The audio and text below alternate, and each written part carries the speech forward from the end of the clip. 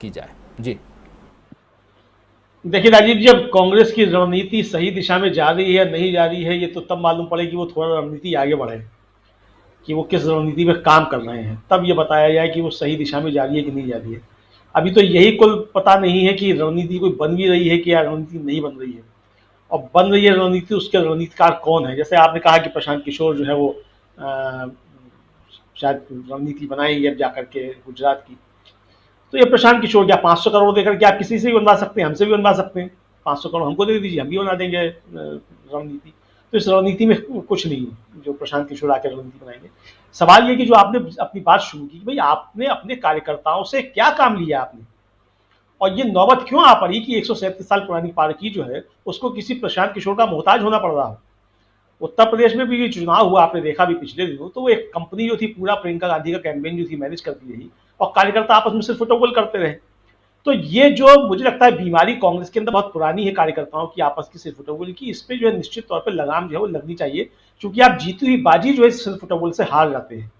जो G23 आजकल कर रहा है वो भी इसी रणनीति का एक हिस्सा है कि वो जो सिर्फ फुटबॉल जिसके लिए कर रहे हैं, तो वो भाई किस चीज के लिए कर रहे हैं, सवाल ये है।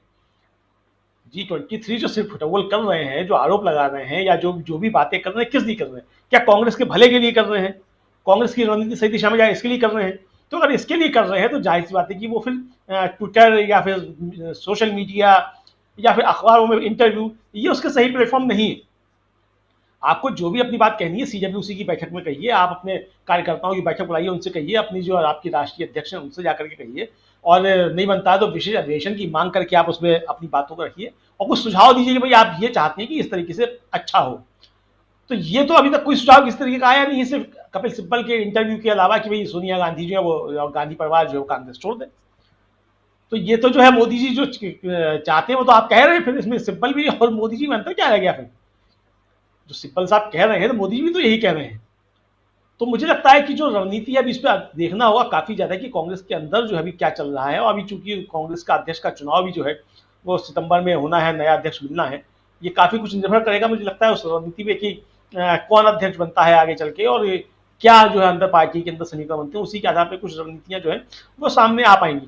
फिलहाल राजीव जी जो दिख रहा है ये अच्छा, मुझे मैं कह सकता हूँ एक प्रयास है, या कह लीजिए अच्छा, हम लोग लगातार बात करते रहे हैं कि कांग्रेस सड़क पर दिखाई दी पिछले दिनों लगातार, और दूसरे दल जो थे वो दिखाई नहीं दिए, यहाँ तक कि जो लोग दावा करते थे कि भाजपा को हराएंगे वो भी सड़कों पर दिखाई नहीं पड़े। और जब राहुल गांधी किसानों के मसले पर संसद मार्च कर रहे थे, तो जो दावा कर रही थी उन्होंने खदेड़ा कर दिया है और खेला हो गया है पश्चिम बंगाल में, उनके सांसद उस मीटिंग से बाहर हो गए, साथ में नहीं गए। तो ये सब चीजें जो हैं, तो इस पे जो है निश्चित तौर पे जो है देखना पड़ेगा कि किस तरीके की रणनीति बन रही है। बहरहाल महंगाई एक ज्वलंत मुद्दा है। सवाल ये नहीं है कि भारतीय जनता पार्टी जो 5 में से 4 राज्यों में जीत गई है, किस तरीके से जीती है सब जानते हैं, तो इस पे कोई